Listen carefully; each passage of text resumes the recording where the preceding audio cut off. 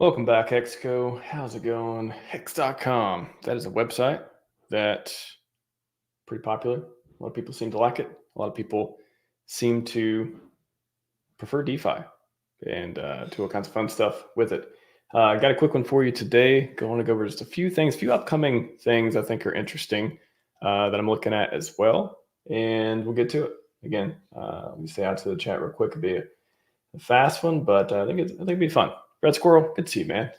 Welcome, number one. Cryptotoad, welcome back, man. Good to see you as well. DGen Dougie, how's it going? Deer Slayer is in the house. C3 works. Do it. Yes, do it live. Just did it live. Gonna keep doing it here. Let's get into it. Share my screen. Yeah, Richard Tweet. I guess people like Hex. Yeah, not just Hex recently. I did. Hex hit a penny a couple days ago, and then I think the next day, I think yesterday, it did hit a penny. What is it at right now? Let's go take a look.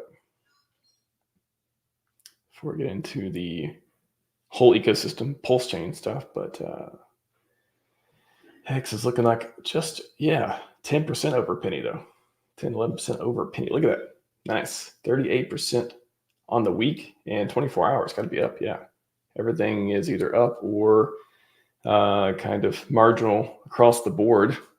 6%, yeah. Finally, woo! Hex hit a penny. Again, I talked about it in the last Hex stream about how exciting that was, that whole aspect. The songs written about it as well. And what's that Richard famous saying? It's like what's a penny, or what is 10 cents on the way to $1? What is a penny on the way to 10 cents? What's a penny on the way to $10? Wonder what the new cry, the rallying cries will be this bull market, where this whatever this market turns out to be. It's been an interesting one so far. But yeah, we got Richard tweeting over here. We also got look into RH. If you haven't seen it, look into RH.com. Again, I think it's pretty interesting. It keeps track of, whether you think the SAC money is controlled by Richard or organization or foundation or whatever. It's pretty interesting to keeps track of. I think Gerardo made this one too, the founder of Look Into Hex, and of course Martin Storyteller for a lot of the data and tracking this as well. That's a lot of money. That $460 million. So that's actually one event that we could see. The last injection of capital from SAC related wallets, I believe, was in the spring. I want to say April or May, somewhere through there. So 171,000 ETH. It's a lot of ETH. ETH price has went down since then. Was at 3,700. Currently around 2,700. Again, I never take that very seriously. To me, like being down 28% as of now. When plenty of people speculate ETH is going to go on a monster run. Apparently, you could say that the person or the entity that bought around this price speculated that at some point will go much higher than that. So being down within a few months is not even relevant to when I factor things in on this. I'm just looking at this number, the big number of almost 500 million at current value, and what could turn into, if the ETH doubles, triples, all this stuff, it could have $1 billion that could, like PulseChain and PulseChain, the core tickers and stuff like that. So that'd be pretty cool. I think, I don't know if you've seen look into RH.com, but that is a pretty new website, not too old. If you click about, how much does ETH is Richard own? And since inception Hex 2019, it appears so Richard has been acquiring ETH through his projects like Hex, PulseChain, and PulseX. Richard never directly tweets about his own wallet activity. They're simply those who analyze blockchain, speculate, and arrive at possible conclusions. For example, Pulse and PulseX SAC wallets public have been linked to $643 million worth of ETH purchase holdings. And this website basically talks about that. So again, we don't know whether they're trying to purchase or possess these coins or anything like that. But it's interesting to see whatever entity I was talking about, like whatever they seem to like PulseChain. They have, there's the movements from the wallets before. Also, if you want to look at any of those, look at tracking any wallet stuff. Let's see. On the repo, I talked about this a while back, but there's a way to, the people, as soon as SAC stuff does things, actually, wasn't there some moves the other day? Sorry, back in the spring, but also, like a month or two ago, there was some moves. I can't remember. Anyways, yeah, chat, let me know. Actually, I know there was some in the spring, but then there was some before that. So yeah, I talked about this and have a tweet on as well. But there's ways to monitor, get alerts, all that stuff from tokens moving from wallets and stuff like that. Got a whole, there's code here and how to use DBank, and it's got to be a little bit technical, set some stuff up. But there are ways to do it. I'll drop this in the chat as well. For getting alerts when wallets or tokens moving that you're interested in are making moves. So pretty cool. So we have the technology, we have the code, no shortage of information around that as well. Even an entire website that talks about this. Again, people on Twitter will usually will talk about it as well when the moves happen. But yeah, plenty of cool stuff going on there. Plenty of easy ways. There's just some like automation, like anyone can go look at the wallet addresses and see what's changed and track it. And I'm sure people probably have their own code and automation to do this as well. So stuff there in order to get some more insight on all public information on the blockchain to check and see what's going on. So that's one exciting thing that could happen. Again, no expectations, but pretty cool to see. And then we got October 31st, the oral arguments as well. I think we should also talk about that. So yeah, all of you flying to the United States to attend a hearing. The motion dismissed. The hearing has been moved from October 24th to the 31st. We pray the honorable court serve justice. Yeah, that could be an event where, who knows, could be a turning point in the case. Could it set things up for dismissal? Again, I don't think many people are speculating on dismissal the day of.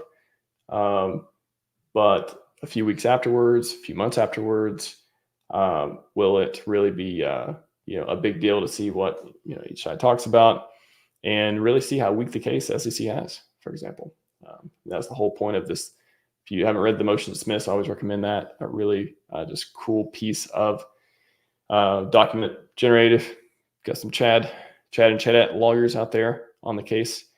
Fighting for free DeFi and free bags pumping and all that fun stuff. So that could be a turning point that could allow a lot of capital that may be sitting on the sidelines to move into PulseChain, and just a whole sigh of like, oh, okay, great, not this like another thing that's trying to like create negative energy or just be like, all right, now we got like, how many people do we have to fight to have to be able to transact freely and associate freely and bags pump freely, and have people who are, trying to be a force for good in the world to continue to do that. So 31st, that could be pretty cool event coming up. Also got the Fed rates. They're getting cuts. What does that mean for risk on assets? We'll see. There could be, again, I'm not like a macro expert or economics or anything like that. But from, I've heard people talk about, soft landing. Does that go? People have more ability to invest, a lot of money in the sidelines coming in, could be stuff like that. That could be positive. It could also, of course, could enter into a bad economic state and recession and all that stuff too. But I haven't seen a consensus of what that's going to look like coming up, but it'll be interesting to see. That could be something to watch. We just had the first rate cut, 0.5 points rate cut as well. So that just happened. And correct me if I'm wrong, did the Dow hit all-time highs? The stock market seemed to, let's see when that happened. Was the 6th? I'd like to see if the 6th was the day of the rate cuts. I'm not sure. Was it earlier? Rate cuts, Fed. Let's see. So the 18th. Okay, so the 18th, and then went higher after that at least too. Okay, so 41. So it started climbing even before then. Yeah, 40 and then 42. Yeah, so was that, what is all-time high?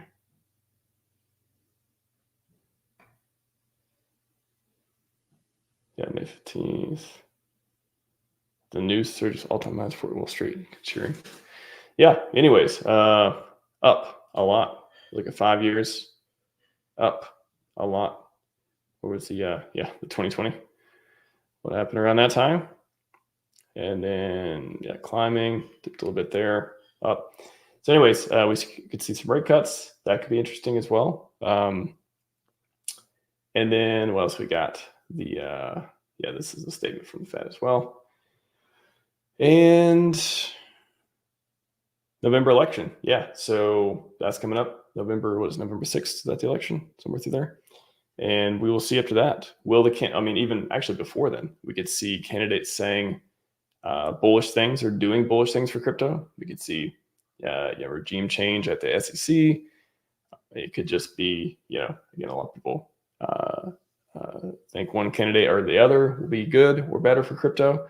So again, I try not to do a lot of politics on the show, but I think it'll be interesting to see which one is trying to appeal and does better for crypto and actually does things, and not just during the campaign and all that can make promises, but which one? I did a whole political stream. I think the only one I ever did that talks about how much they actually follow up on the policies and the promises and stuff like that. So that'll be interesting too. But in general, and cycle wise, everything else, it'll be interesting to see. I think, for 2024 going into 2025, we'll do like 2020. I mean, for example, you look at the Dow here. We had 2020, and then went up from there, and around the high late 2021, and then down kind of sideways for a little bit. Is this climbing again? Let's see, March 2020, 4 years later, March 2024. So we ended up around 38, 25, 38. Yeah. And then leveling off through here. So does this continue to get higher? It'll be interesting. So we got Fed rate cuts. We got the SEC versus RH on 31st. The election, SAC wallet injections, if we see some more of those, or activity otherwise on that side. We got Godwell, which still hasn't made any huge moves, but that would be. And I think if people see Godwell come back and either buying Hex or just making any significant movements, you never know what kind of players can be lined up in the ecosystem to start doing positioning their money as well. So that could be cool. That's a few things. What else in the chat? Let me know what else you guys got going on. What do you think is important events and stuff coming up that could induce a PulseChain pump? Or do you think for the rest of the year we're just going to be waiting and kind of be going, treading water, going sideways, ups and downs, continue building and all that stuff? What do y'all think in chat? Let me know. October last year, January this year, so talking about the injections. Yeah, there were a few, in which a lot of them got sold back down as well. But man, that was quite a run. I remember in January until I want to say March, somewhere through there. That was that chart. We got to go to Pulse and just look at PulseChain daily. Man, you guys want to see this chart go back up? January 6th. We're sitting at 4 zeros and a 5. I can't even remember. It feels like that was a dream. It feels like that wasn't even before it went up to we hit way over SAC price. Almost, I think it did wick up to around double SAC price or somewhere through there. And now sitting at down here it was 405. Down here 405 before the pump. And then now we're sitting at even below that. So wow. Yeah. What is the low? Is that the all-time low? Did we hit the all-time low earlier this month? 403. Gosh. That's What do you think? You think it'll turn into something like this again? You think we're headed back that way? You think we bottomed here? do you think, chat?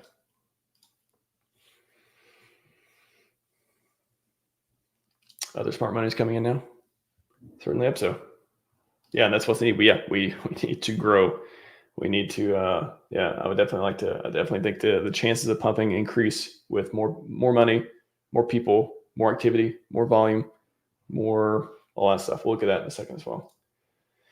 We have technology. We can rebuild Hex. You never know. Who knows if we see Hex V2 someday.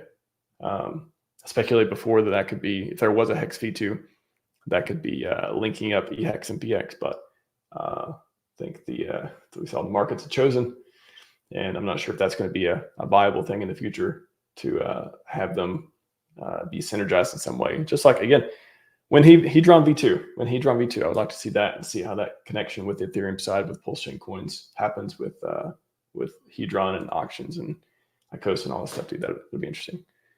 The Chad of rocket ships. I think I know what he wants. I think Chad wants a moon landing, perhaps a Mars orbiting, if you will. Massive price go up. I think it's what Chad and many of the other Chads are looking forward to with these Richard Hart coins in the ecosystem. Where are people buying, swapping their Hex when you're buying Ethereum now that Uniswap is not allowing Hex? There is, so if you go to gorealdefi.com, there is the, if you click classic, that'll go to the Hexx. I almost forget the names of these things. That is the decentralized hexdex.win. There's that, and there's also, so if you do like 1 ETH to Hex,